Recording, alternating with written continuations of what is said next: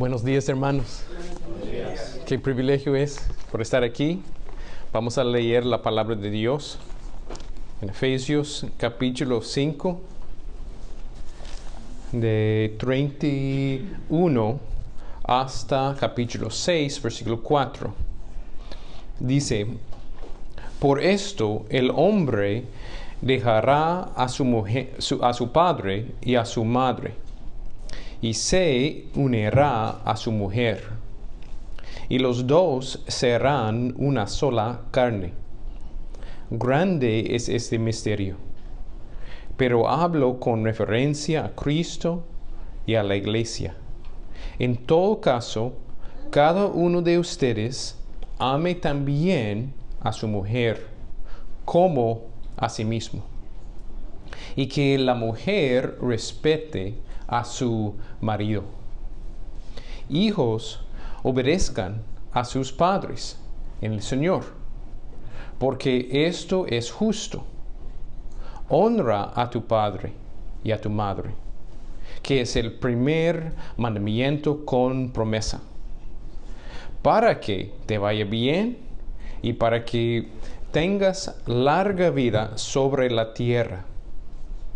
Y ustedes, padres, no provoquen a ira a sus hijos, sino críenlos en la disciplina e instrucción del Señor. Pues mi nombre es Marcos Mudge y soy un pastor en la Iglesia Bautista Reformada Antorcha, que está en Guatemala. Algunos de ustedes han visitado, Pastor Edgar ha visitado varias veces y casi tiene la mitad de membresía ya en Antorcha. Pues la iglesia envía sus saludos a ustedes y continuamos en oración por ustedes. Cada jueves tratamos de recordar otras iglesias y otras misiones, obras del Señor. Pues ustedes están en nuestros corazones y continuamos en oración por ustedes. Y hoy otros hermanos me enviaron mensajes y saludos a ustedes. Pues es de un gran privilegio y de mucho ánimo para mí estar aquí con ustedes.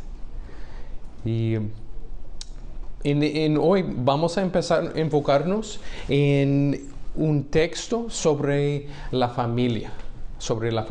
Estaba hablando con Pastor Edgar y pregunté al pastor qué puedo predicar, cómo puedo servirles. Y él me dijo un resumen de la familia. Pues que tenemos aquí en Efesios capítulos 5 y 6 es un resumen de la voluntad de Dios. ¿Qué es el diseño de Dios para la familia? ¿Qué es el diseño de Dios para la familia? Y tal vez algunos de ustedes tienen el bosquejo o otro. ¿Dónde encontramos el bosquejo, pastor? En el orden de servicio. En orden de servicio. Imagino que ustedes están acostumbrados a usar eso. Pues vamos a empezar a enfocarnos en la familia. Empezamos con considerar que casi todos nosotros tenemos la experiencia, tener buenas experiencias y malas experiencias en la familia, especialmente en respecto a hipocresía o en otro lado de alegría. Pues cuando hay una familia que tiene obediencia al Señor y vive en acuerdo con el Señor, y en verdad Dios ha manifestado su gracia en salvar miembros de la familia, en familias así hay un gozo que es incomparable con otras cosas. Pero en el otro lado hay tristeza muy fuerte y muy profundo cuando especialmente hay hipocresía en la familia y hay pecado y destrucción. Pues consideramos una moneda que tiene dos lados. Uno es la gran bendición y alegría de tener una familia que Dios ha obrado en esa familia. Y tenemos todos los demás que Dios no ha obrado. Y tristemente a los que tienen el nombre de Cristo, pero viven en hipocresía, causa algunas de las tristezas más fuertes en la vida. Yo puedo decir que he visto los dos. He visto Dios obrar en grande manera y he visto mucha hipocresía fuerte y feo. Pues he llorado muchas veces sobre mi familia extendida y tengo alegría de ver que Dios ha obrado en algunos. Pues consideramos la gran importancia de ese tema, de la familia. ¿Y qué es el diseño de Dios para la familia? ¿Qué es el diseño de Dios para la familia? Pues tenemos dos extremos que son diferentes maneras que la familia religiosa responde, que son malos ejemplos. Pues una mala manera de responder a un sermón sobre el diseño de Dios para la familia es decir que vamos a enfocarnos en qué dice Dios en su ley, qué dice Dios en su ley y vamos a obedecerlo. Vamos a obedecerlo con nuestra propia fuerza y hacer todo lo que podemos hacer. Y si solamente es así, es una mala manera de responder a qué dice Dios sobre el diseño de la familia. ¿Por qué no podemos hacerlo en nuestra propia fuerza? Necesitamos Dios para salvarnos y cambiarnos. Sin la obra de Dios en la salvación, en darnos una salvación verdadera, es imposible de vivir como una familia piadosa. Pues moralismo, simplemente escuchar la palabra y los mandamientos y tratar de responder en nuestra propia fuerza, es un pecado delante del Señor. Porque en verdad no entendemos la gran necesidad que tenemos por su gracia. En el otro lado, otra mala manera de responder es afirmar qué dice la Biblia y usar palabras de confesiones o de reformado o palabras así. Y todavía nuestra familia es como otras familias en secreto. En sí, en la iglesia es diferente. Pero cuando regresamos al carro, cuando regresamos a almorzar, cuando regresamos a la vida normal el lunes, nuestra familia no es diferente de cualquier otra familia. Mismos conflictos, mismo enojo, mismo amargura, mismo egoísmo, el mismo rebelión. Pues sí, ese es otra ofensa al Señor. Que afirmamos que dice la palabra con nuestras bocas, pero nuestras vidas son diferentes. Pues cuando consideramos la tristeza, la gran tristeza que moralismo causa y también el otro que afirma sana doctrina en algunos lugares, pero no con integridad, no en toda la vida. Los dos son malas maneras de responder. Pues la manera bíblica de responder es enfocarnos en Dios y decir que ese día, esa hora y la familia existe y toda la historia del mundo existe para la gran gloria de Cristo Jesús. Amén. Y por su gracia, por la gloria de su gracia, alabamos al Señor con nuestras bocas y nuestras vidas. Y ninguno de los dos está en una manera que queremos, pero hacemos con todos nuestros corazones porque Él nos ha salvado. Pues consideramos la gran importancia preparar la mesa antes de disfrutar la comida. Ayer comimos una buena cena familiar, ¿verdad? Y escucho un gringo predicando, ¿verdad? Pues consideramos la importancia de preparar la mesa antes de disfrutar esa comida. Si preparamos la mesa y decimos, no respondemos en esa manera, pero sí vamos a responder con dependencia en el Señor por su gracia y obediencia al Señor con toda nuestra fuerza por su gracia. Pues ese es como escuchar ese sermón. Vamos a enfocarnos en tres partes. Versículos 31 y 33. Si ustedes tienen la Biblia, quiero animarles a abrir la Biblia. Voy a explicar qué dice la Biblia y voy a dar un resumen. Ese sermón es un resumen de como 6, 7 sermones que he predicado en Guatemala. Pues es un resumen de qué dice el Señor. No te preocupes, no vas a estar aquí por 7 horas, pero voy a explicar un resumen de qué dice el Señor sobre su diseño para la familia. Tenemos 3 partes, versículos 31 a 33. Tenemos el diseño de Dios para el matrimonio. En capítulo 6, versículos 1 a 3, tenemos el diseño de Dios para los hijos. Y en versículo 4 de capítulo 6, tenemos el diseño de Dios para los padres. Pues los 3 diferentes áreas de la familia están aquí. Y tiene un resumen básico, pero un resumen profundo, que toca la ley moral y cómo la ley moral es aplicada en contexto de la familia.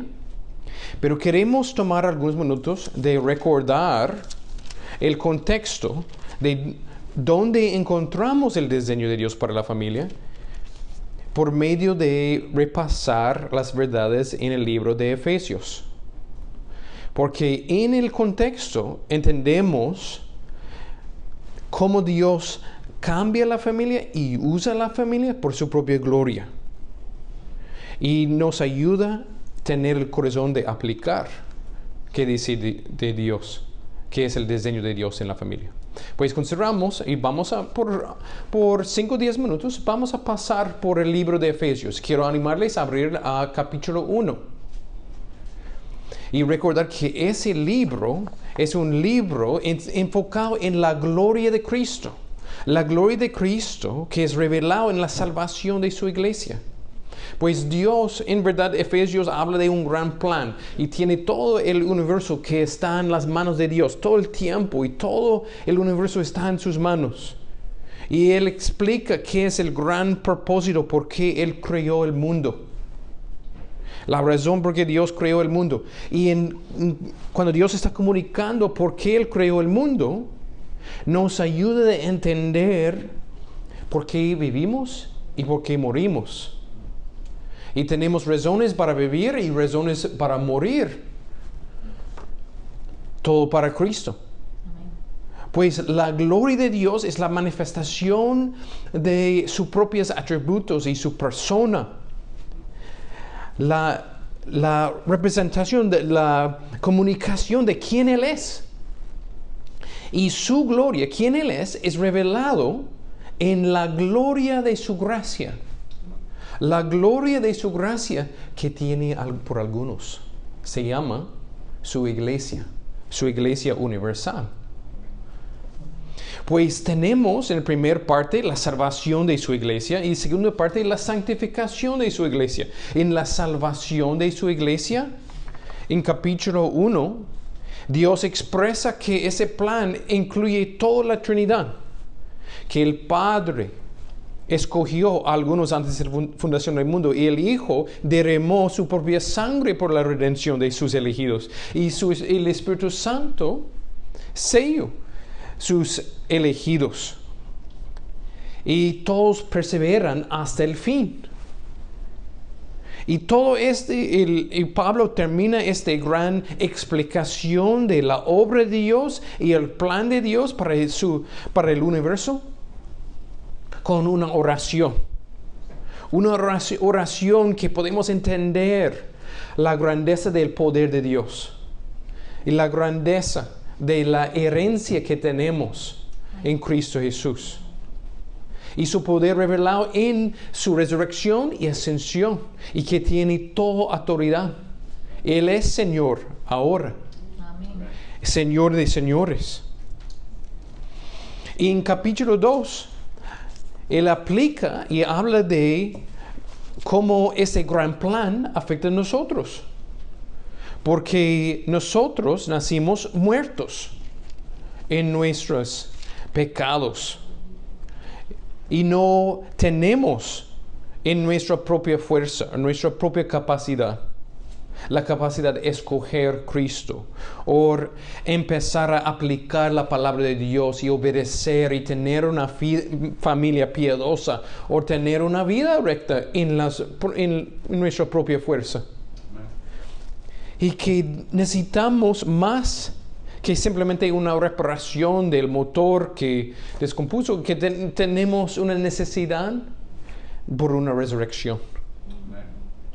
Que Dios necesita darnos ojos para ver, darnos un querer y hacer. Dios necesita quitar nuestro corazón de piedra, que es duro, que no responde a la palabra, y darnos un corazón de carne, que recibe la palabra con mansedumbre.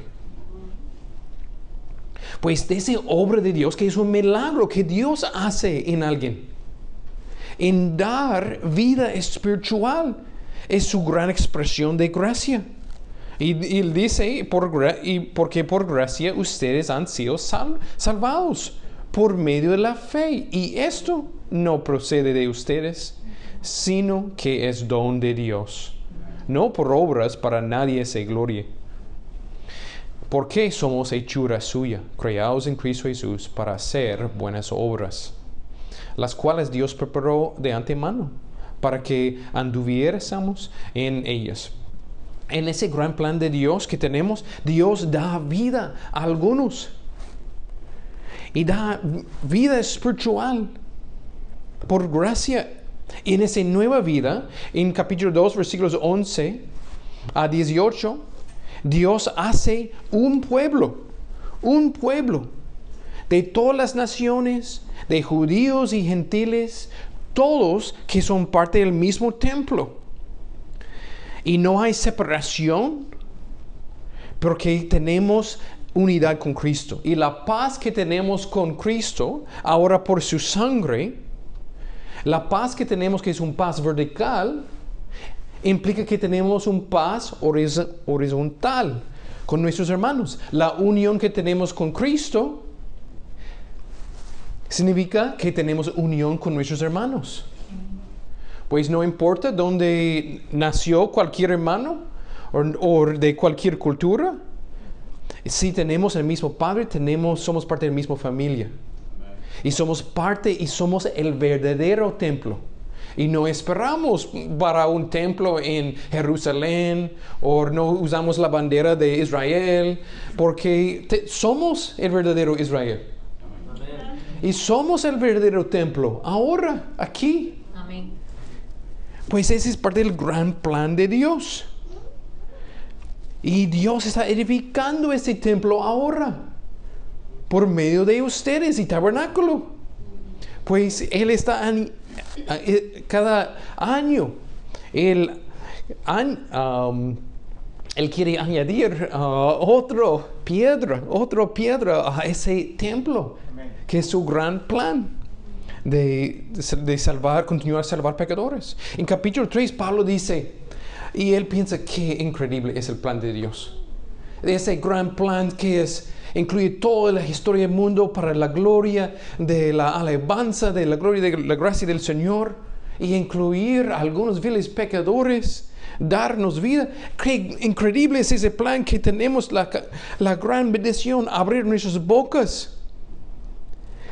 Y dice en versículo 8, a mí, que soy menos que el más pequeño de todos los santos, se me concedió esta gracia, anunciar a los gentiles las inescrutables riquezas de Cristo.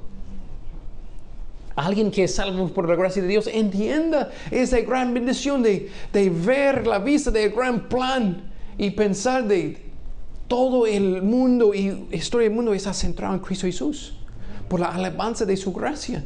Y todo que existe tiene razón cuando está conectado a ese gran propósito. Qué privilegio es de hablar de Cristo.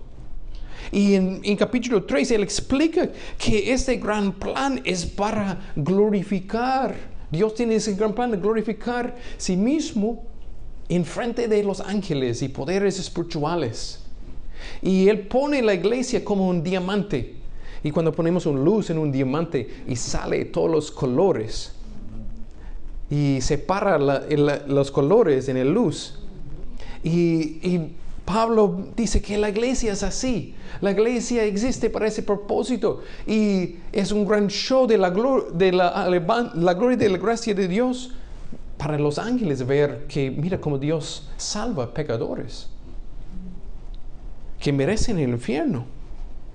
Y él termina el capítulo 3 con una oración. Su gran deseo es que podemos ver eso de la gran anchura y longitud y altura y la profundidad de ese amor que Dios muestra en su gracia en salvar pecadores.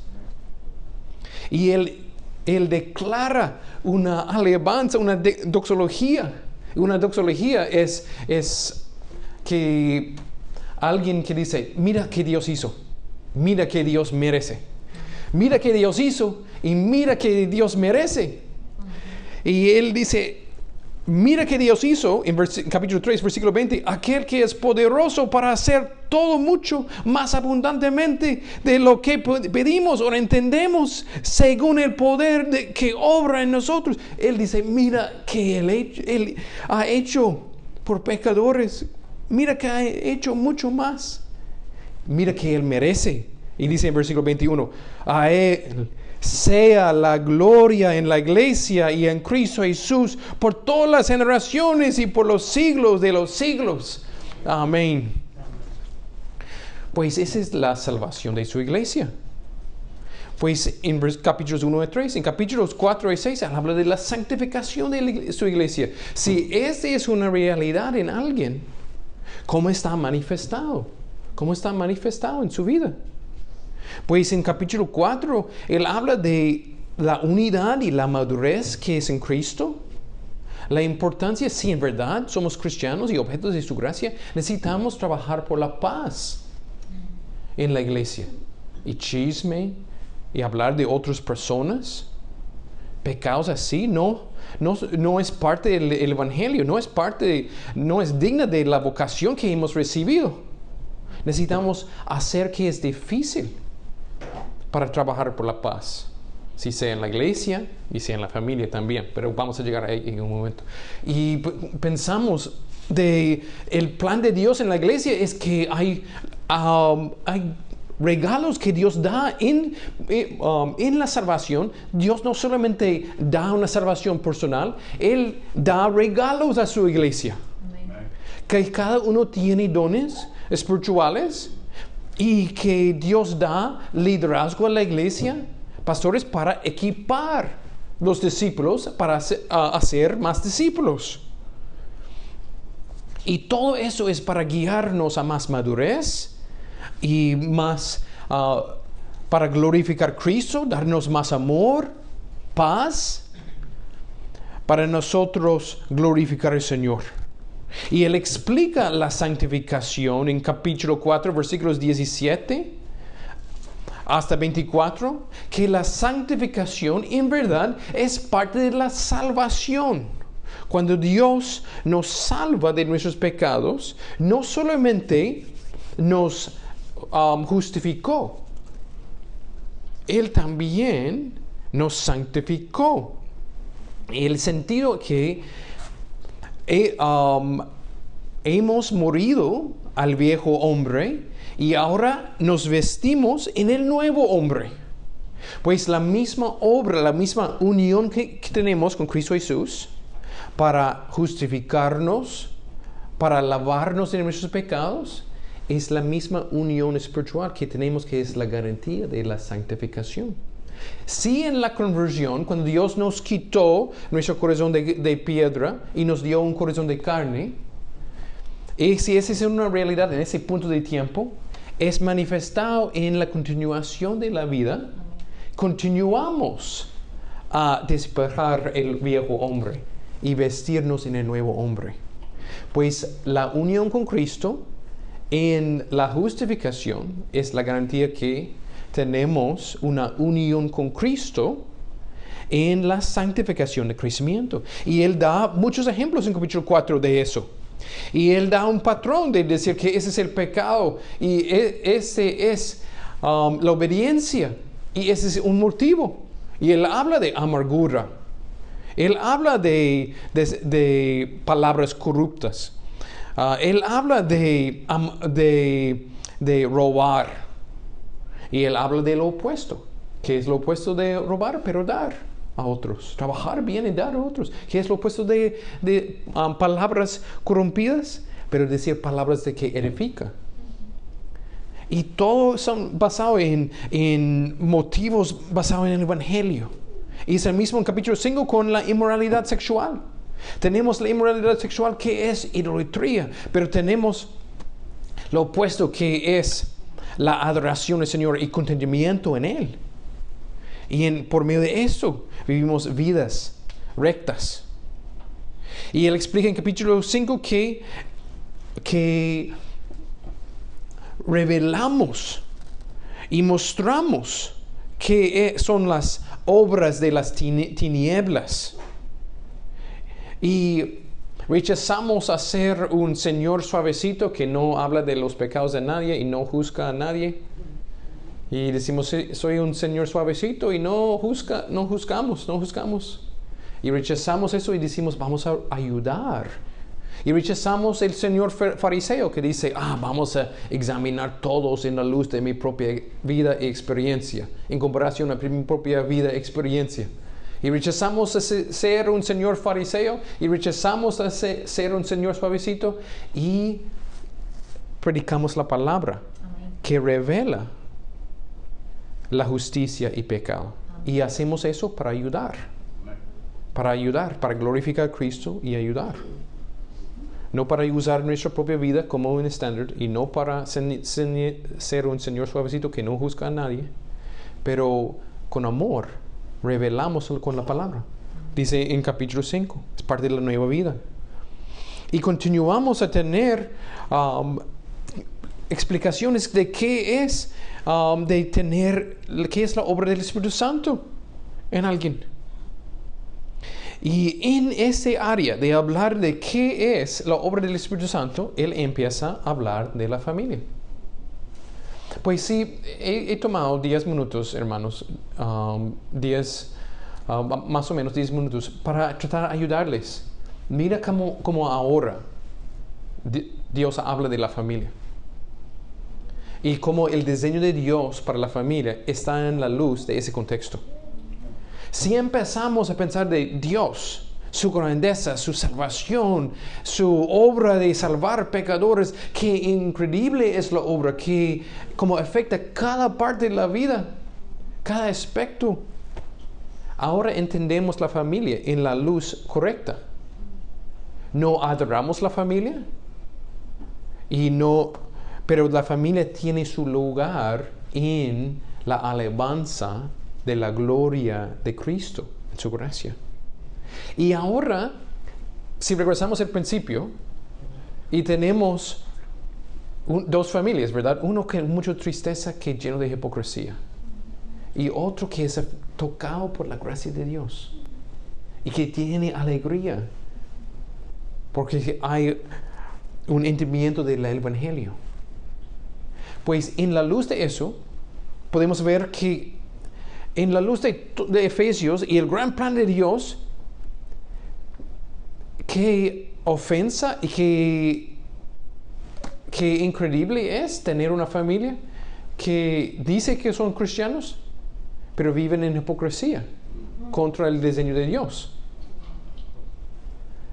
Con esa gran salvación y ese gran plan.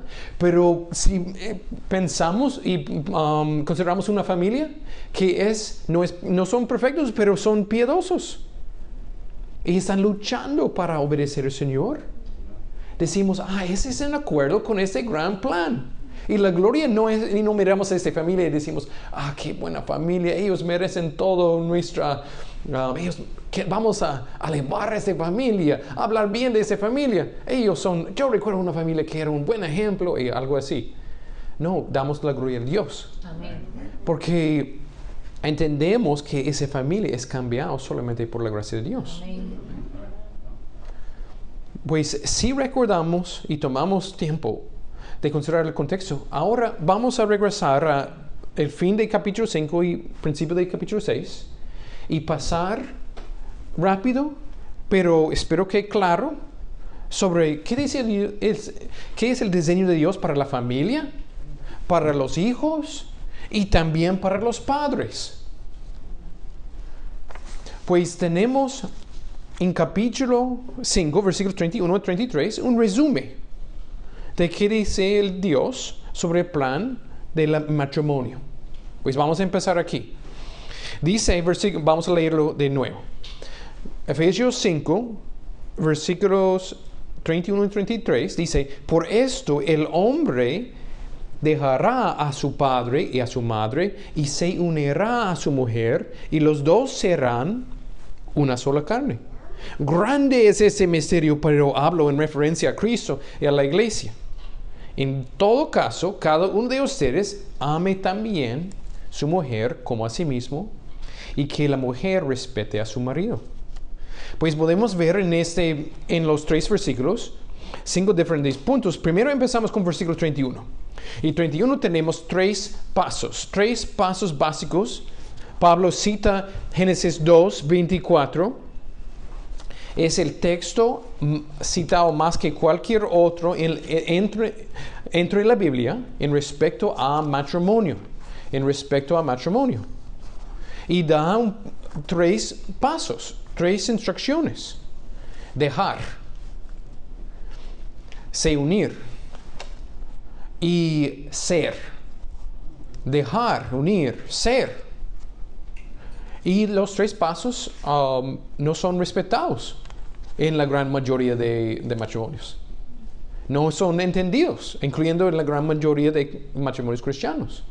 Pues consideramos desde el principio, el plan dice, por esto es conectarnos a Génesis y también conectarnos a el contexto en Efesios, de hablar de maridos y las mujeres.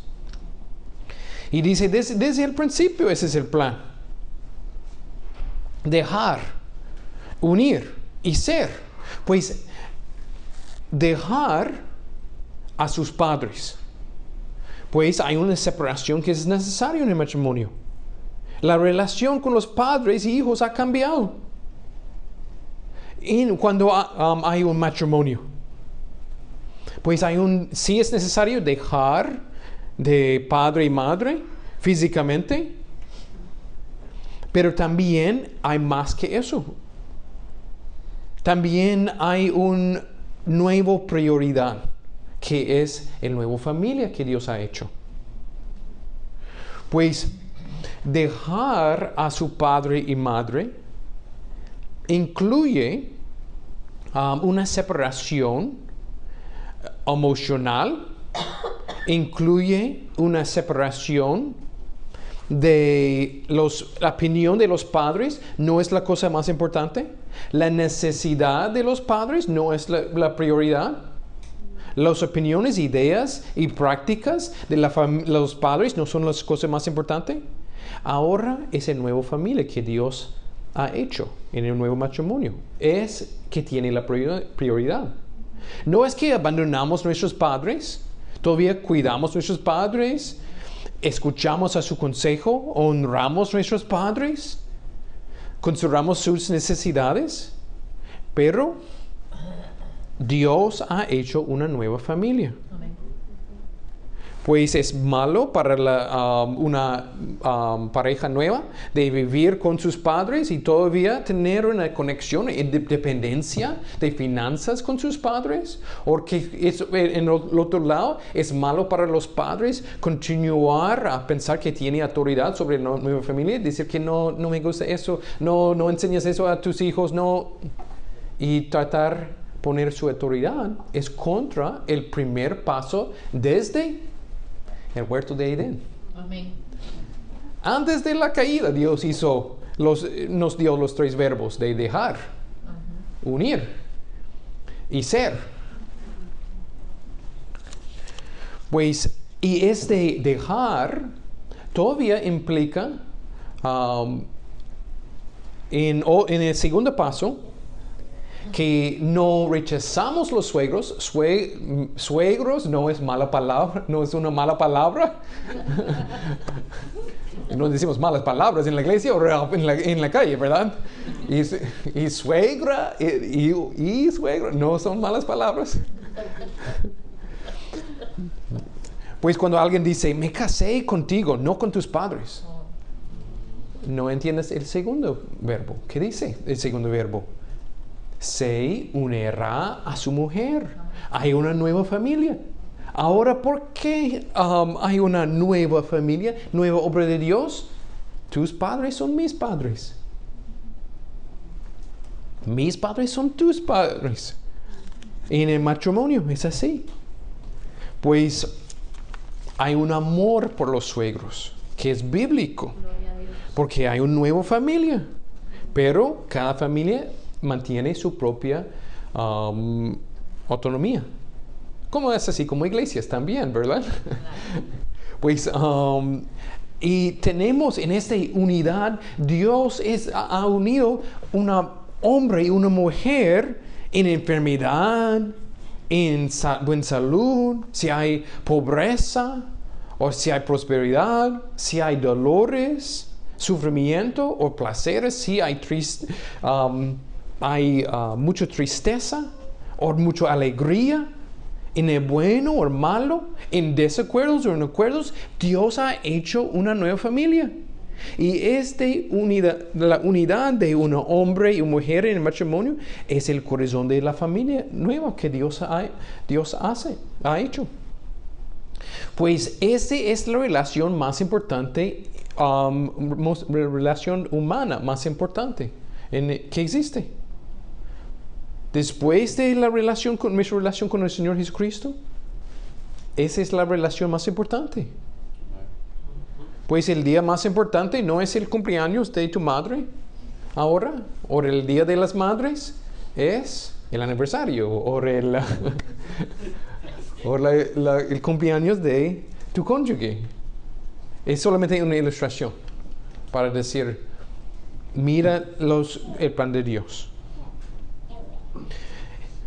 Pues en esta prioridad que tenemos, rechazamos amenazas de divorcio.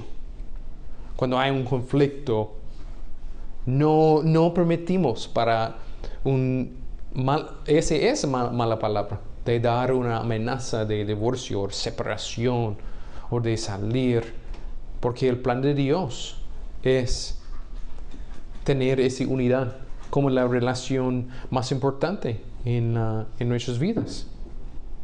Pues rechazamos pensamientos de adulterio o pensamientos de dejar el matrimonio o amenazas. Todo eso es pecado, vil pecado.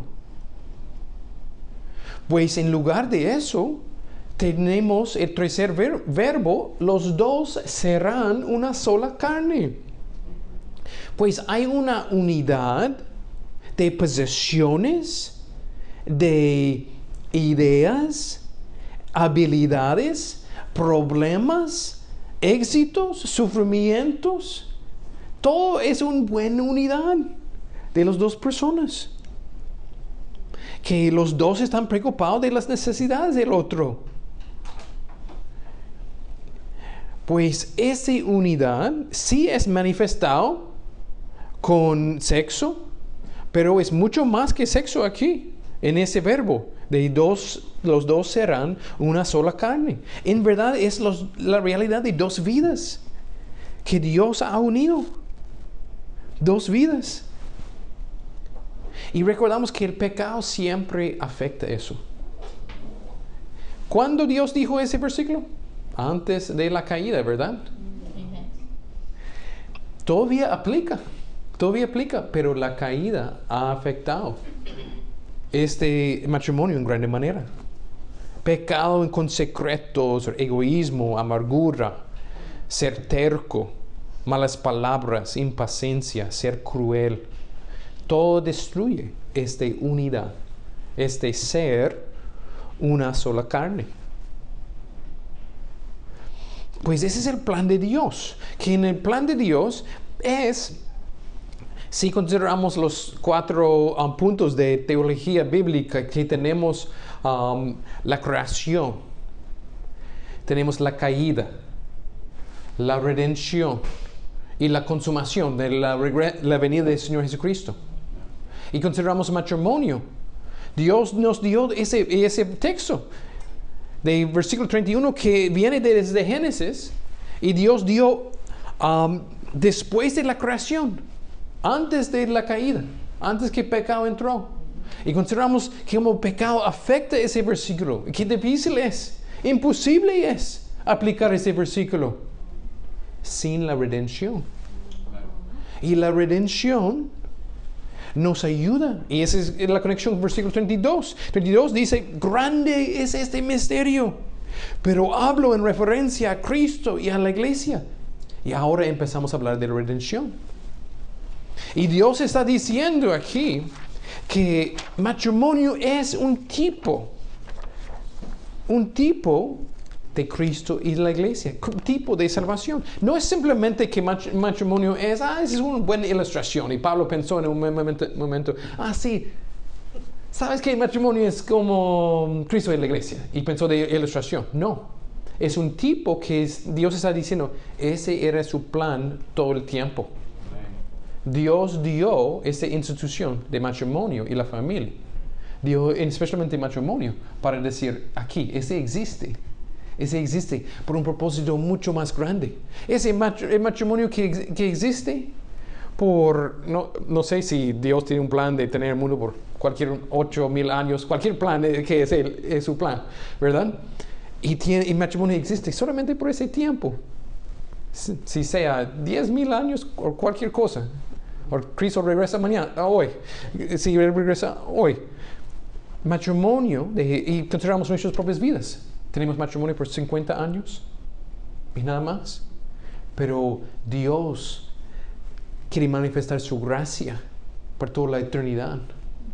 Pues ese matrimonio existe solamente por un momento para declarar que existe para toda la eternidad, que es Cristo y su iglesia. Pues tu matrimonio no se trata de ti. Y esa es la redención que cambia la perspectiva de matrimonio. Y hay una restauración de entender qué es de dejar, unir y ser. Y que tiene un propósito eterno. Y que todas las prácticas en la vida cristiana, en capítulos 4 y 6, están conectados a este gran plan de la gloria, de la alabanza de Cristo por su gracia. Incluyendo el matrimonio. Pues ese da capacidad y ánimo. El Evangelio da la capacidad de cambiar nuestros matrimonios. Y también da el ánimo para aplicarlo. Y podemos ver, sí, en el matrimonio hay placer y hay hijos y hay compañerismo. Pero más que todo, nuestro propio matrimonio no se trata de nosotros. Pues ese es de gran ánimo. Pues es muy triste cuando matrimonio es adorado como un fin en sí mismo. Y ayer fuimos a una boda y estoy aquí en Orlando para ir a una boda de la familia y celebramos. Pero que es triste en algunas bodas de familias, personas de nuestra familia, que no entienden el Evangelio. Están centrados en la boda como, esa es la fiesta y vamos a disfrutar la fiesta porque morimos y ese es todo. O vamos a disfrutar el matrimonio. Y el enfoque en estar centrado en el matrimonio como es un fin en sí mismo, es una idolatría de algunos. Y termina en tristeza, lágrimas, desánimo. Porque el matrimonio no tiene ese propósito. No es un fin en sí mismo. Es un medio de adorar al Señor. Amén. Pues este es el significado de grande es ese misterio. Pero hablo con referencia a Cristo y a su iglesia. Qué increíble es el Señor. Qué increíble es el Señor. Para usar, para instruir, darnos matrimonio para un propósito mucho más grande que 50 años, 60 años. o una alegría personal. No. Y Él nos da, sí, toda esta alegría personal, pero con un propósito eterno. Amén. En versículo 33 dice, en todo caso, cada uno de ustedes ame también a su mujer como a sí mismo, y que la mujer respete a su marido. Pues Él da un resumen aquí, un versículo de, ok, sí, entendemos ese gran plan, no quedamos allí. No tenemos una unidad con Cristo solamente entender ese gran plan, pero vamos a aplicar ese gran plan en maneras básicas, en negar nosotros mismos, en despojar el viejo hombre y vestirnos en el nuevo hombre y hacer que es difícil. Tenemos una obra, tenemos una buena obra a hacer. Y aquí, mujer, aquí está tu responsabilidad de respetar. Aquí está, hombre, y aquí está tu responsabilidad de amar. Pues dice, en todo caso, cada uno de ustedes ame también a su mujer. Aquí, hombre, es tu responsabilidad. Tú tienes responsabilidad de amar. ¿Qué es ese amor? Stuart Scott dice, es un compromiso.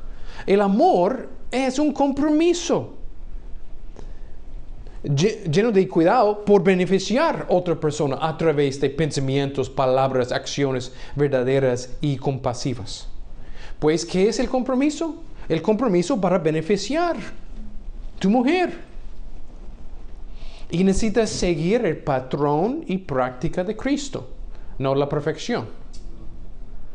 Pues he leído ese texto antes y pensaba que, qué desánimo. Que dice, como necesito amar a mi esposa como Cristo ama a la iglesia. Y ese es grande y perfecto en la luz de Efesios. Y el gran plan eterno. ¿Y cómo puedo hacer eso? Pero el ánimo es, tenemos un patrón y práctica. Tenemos un patrón en Cristo de seguir y tenemos una práctica por medio de su gracia. Porque tenemos un milagro en la salvación en nuestras vidas. Tenemos una capacidad, Él nos da una capacidad si tenemos dependencia en Él y arrepentirnos en nuestros pecados. Pues seguimos su patrón y práctica. Pues consideramos en versículos 25 hasta 27 tenemos mucha práctica y patrón de seguir. Pues Cristo en su amor por la iglesia toma la iniciativa. Versículo 25. Necesitamos como varones tomar el primer paso de mostrar amor. No esperar para la mujer hacerlo. Versículo 26 y 27. El amor de Cristo es duradero. Pues nuestro amor necesita ser así por nuestras mujeres. En versículos 25 a 27, Dios expresa es amor verbalizado. Pues necesitamos decir con palabras a nuestras mujeres. Palabras de cariño y amor. Versículo 25 a 27, Cristo ama a la iglesia con compasión. Y necesitamos tener compasión con nuestras mujeres. No decir, ella no merece. No, tenemos la compasión. En versículo 25, Cristo muestra un amor que es autosacrificial. Necesitamos negar nosotros mismos nuestros deseos y decir que ese no es necesario. Y decimos a nosotros mismos, cállate con ese deseo. Vamos a pensar que es mejor para ella. El amor de Cristo tiene paciencia en versículos 25-27 y mostramos paciencia. Cristo muestra fidelidad en amar a su iglesia. Versículos 26 a 27. Muestra humildad, un ejemplo, gozo en hacerlo. A pesar de que no somos dignos, Cristo ama a su iglesia en esa manera. Es demostrado en acción, en hechos. Versículo 25 y 27. Todas las expresiones de amor están allí en versículos 25 y 27. Si tomamos el tiempo de meditar. Cuando dice, maridos, amen a sus mujeres, así como Cristo amó a la iglesia y se dio él mismo por ella, para santificarla, habiéndola purificado por el lavamiento del agua con la palabra, a fin de presentársela a sí mismo, una iglesia en toda su gloria, sin que tenga mancha, ni arruga, ni cosa semejante, sino que fuera santa e inmaculada. Pues ese es el plan para el varón. ¿Qué es el plan para la mujer? La mujer tiene el verbo aquí de respetar. Y si regresamos en el contexto, ¿qué es para mostrar ese respeto? Y dice en versículo 22, las mujeres estén sometidas a sus propios maridos como al Señor. La sumisión. La sumisión. ¿Qué es la sumisión? La sumisión es una decisión por la voluntad de respetar la autoridad del marido, de admitir que él tiene el lugar ordenado por Dios de la autoridad y la decisión final en la casa. Y él no es una autoridad perfecta, pero él es una autoridad ordenada por Dios. Pues es someter la voluntad y decisiones a que es el deseo en toda área, al marido. Es una expresión de amor y obediencia primero a Cristo. Primero a Cristo. Y es por medio de la obra que Dios ha hecho en una mujer de darla el deseo de someter a Cristo por medio de someter a su propio marido. Pues la sumisión no es de someter a pecados que el marido quiere. Ese no es someter a Cristo, que es la autoridad suprema. Pero la sumisión no es tener silencio cuando hay hipocresía y pecado y no tener la capacidad de hablar. No, hay una oportunidad de hablar con respeto. Y la sumisión no es feminismo, por supuesto, enfocado en tus necesidades, tus derechos, tu identidad por tu propio trabajo. No, la sumisión no es eso. La sumisión es una confianza en la autoridad de Cristo. Es una sumisión con alegría a Dios, a sus maneras, su camino, de seguir el ejemplo de Cristo en el Evangelio, que Él sometió a la voluntad de su Padre. Pues ese amor por Cristo toma el lugar de temor o rebelión que la mujer puede tener afuera de Cristo. Pues si ese es el diseño de Dios en el matrimonio, pues hemos tomado mucho tiempo llegar a ese punto, ¿verdad? Vamos a mover más rápido para ver los últimos dos puntos. Y tenemos el diseño de Dios para la familia hoy. Un resumen, ¿verdad? Y hemos visto qué es el gran plan de Dios en la salvación. Y como matrimonio ahora es parte de ese gran plan. Un resumen bien básico, pero espero que sea claro. Y ahora consideramos qué es el diseño de Dios para los hijos. Capítulo 6. Dice, hijos, obedezcan a sus padres en el Señor, porque esto es justo. Honra a tu padre y a tu madre, que es el primer mandamiento con promesa, para que te vaya bien y para que tengas larga vida sobre la tierra. Pues primero observamos que Pablo escribió esta carta y envió esta carta y ellos leyeron esta carta en frente de la iglesia. Y Pablo sabía, voy a hablar con las mujeres y los maridos y ahora hijos. Pues, ¿quiénes estaban en el servicio? Hijos. Hijos estaban en el servicio. Pues notamos aquí como el apóstol Pablo está llamándoles hijos. Pues hijos es una palabra general de descendiente, no es necesariamente alguien que es muy chiquito, pero aplica a todos que son grandes o chiquitos que son hijos. Pues estaban en el servicio. Pues yo sé que ustedes tienen desafíos de idiomas y diferentes cosas de llegar a ese punto. Pero estoy solamente poniendo la observación ahí.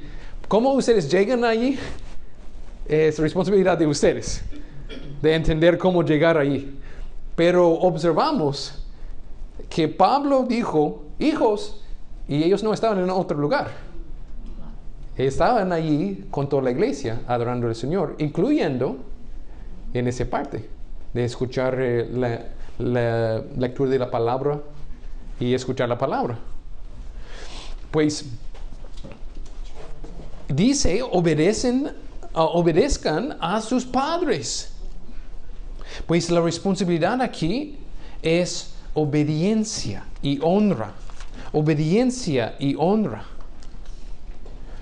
Pues necesitan seguir las instrucciones de tus padres y hacerlo desde el corazón. Y obedecer la primera vez. De no mentir, no decir mentiras. Y obedecer la primera vez que tus padres dicen. Si dicen en español o en inglés. No importa. Pues dice el Señor que esa es su voluntad. Ese es como niños, como hijos, ustedes pueden adorar al Señor. Ustedes. Y otra implicación es, algunos de los hijos han llegado a la fe. Que dice, hijos, obedezcan a sus padres en el Señor. Mira cómo la motivación y capacidad es en el Señor. Hijos, ustedes no pueden obedecer a tus padres en tu propia fuerza, en tu propio poder. Ustedes necesitan un Salvador para tener ese corazón. Algunas veces la obediencia en el exterior, obedecer las palabras, pero no tener el deseo y no tener el corazón, muestra nuestra gran necesidad. La gran necesidad de ustedes es tener una salvación. Dice, esa obediencia y honra en el Señor, porque esto es justo. Dios está diciendo, ese es que es recto, ese es que es bonito, ese es que es la bondad de Dios. ¿Y por qué? Porque Él cita los 10 mandamientos. La ley moral dice, honra a tu padre y a tu madre. Muestra este respeto a tus padres con tu cara, con el tono de voz, con tus actitudes, con la manera que piensas de tus padres.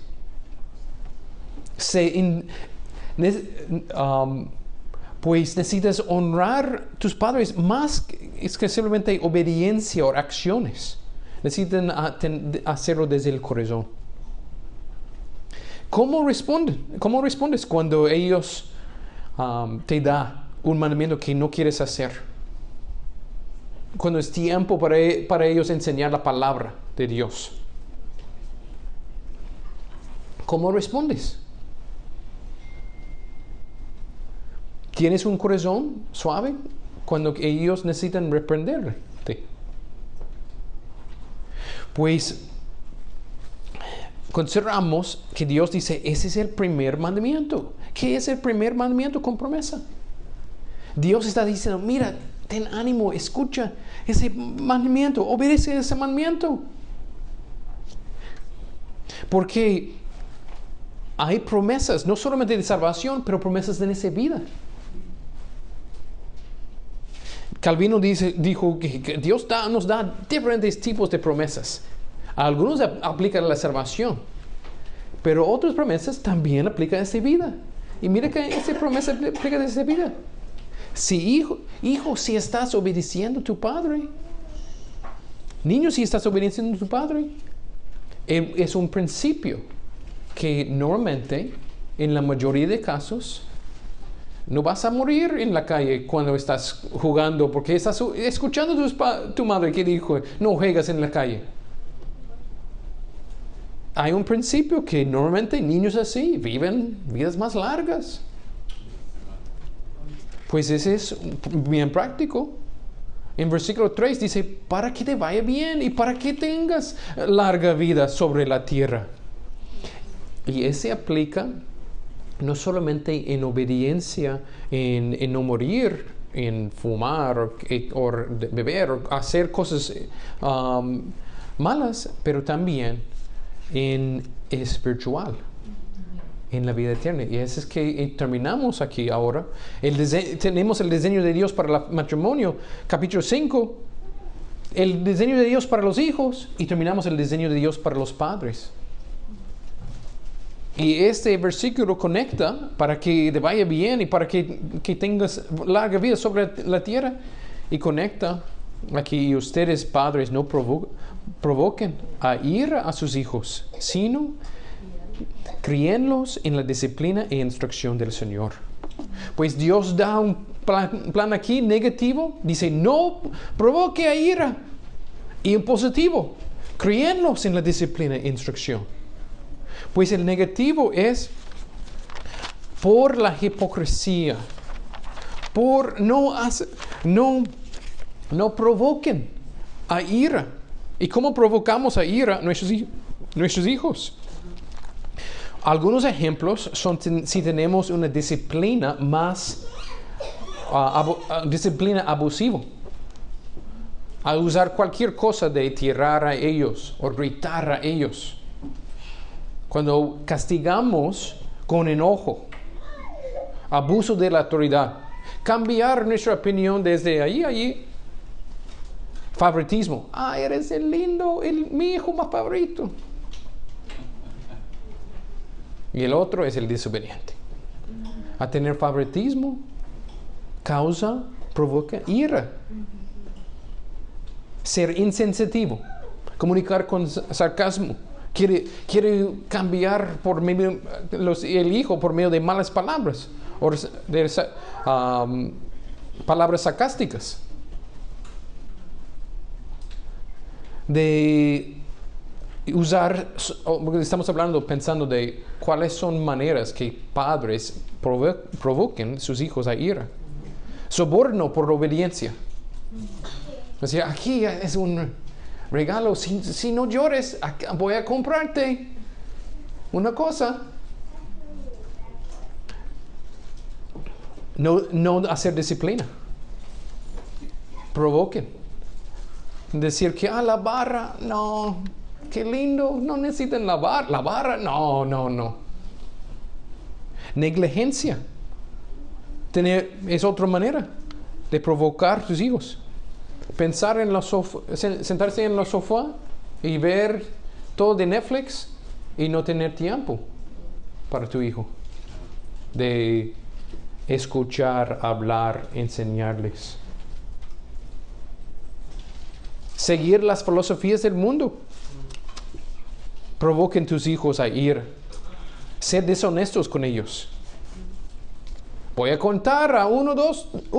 Si llega a 3, voy a usar la vara. Y decimos mentiras. Decimos 1, 2, 3. Y 3. Y decimos otra amenaza. Y decir amenazas así es provocar a nuestros hijos a ira. ¿Por qué? Mentir. Somos mentirosos. Y ellos saben que es así. Pues todas esas maneras que es fácil para nosotros ser hipócritas. Pues rechazamos esa hipocresía. Y decimos, no, de la instrucción y la disciplina, rechazamos el negativo y ponemos en lugar de positivo la disciplina e instrucción. Ese incluye enseñanza de qué es el malo y qué es el bueno. Y decir, no, vayas allí. Sí, vení conmigo en ese buen camino, en el positivo. Esa instrucción y disciplina incluye eso y también incluye de un castigo. Enseñar por las dos maneras. Enseñar con la palabra, enseñar por ejemplo y enseñar usando castigos. Implica todo eso. Pues, y el propósito es porque con la disciplina, desde el principio, cuando son chiquitos, si usamos la vara, ellos tienen un entendimiento desde el tiempo de tener 2 años, de 3 años, de entender qué es el día de juicio. Que merecemos, todos nosotros merecemos castigo. ¿Qué es el perdón? ¿Qué es redención, restauración, reconciliación? Si simplemente obedecemos, ¿qué dice la palabra? Con palabras sí, enseñamos la palabra, pero también con disciplina, desde el principio para entender verdades del Evangelio.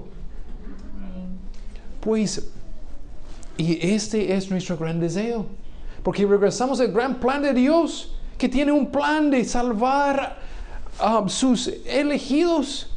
Es un gran plan para la alabanza de la gloria de su gracia. Amén.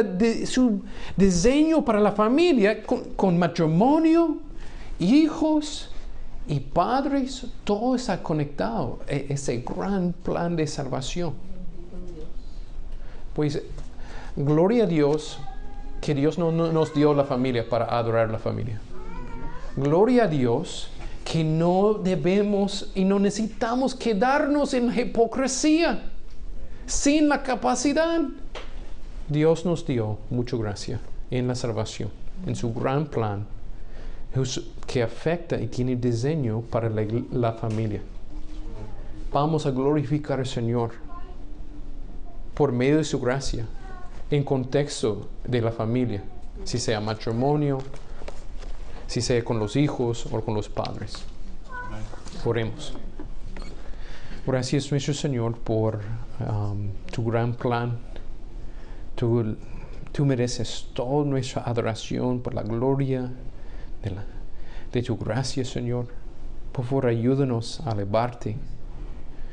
A alabarte, sí, con canciones, pero también con sacrificarnos por nuestras esposas. Por favor, ayuda a las mujeres. Glorificarte, alabarte, sí, con escuchar sermones, pero también en sumisión a sus maridos. Por favor, ayúdanos, Señor, sí, a alabarte en hablar de ti y tus glorias en tiempo de compañerismo, pero también, Señor, por favor, ayúdanos. Ayuda a los hijos aquí tener una salvación verdadera que es manifestada en obediencia y honra a sus padres. Señor, por favor, ayúdanos a alabarte y glorificarte en predicar de tu gracia al mundo, a los perdidos. Pero sí también, Señor, por favor, ayúdanos como padres de predicar el evangelio en la casa, con palabras y hechos. Señor, por favor, ayúdanos a ver la familia y tu diseño para la familia en la luz de la gloria, de la alabanza de su gracia. Amén.